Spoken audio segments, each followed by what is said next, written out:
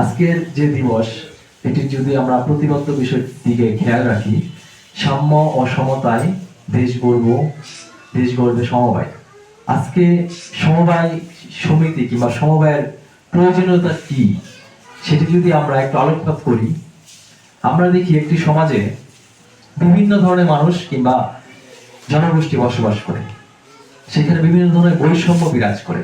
কেউ হয়তো বা ধনী, কেউ গরিব, কিংবা কেউ কিছু নির্দিষ্ট সম্পদের মালিক।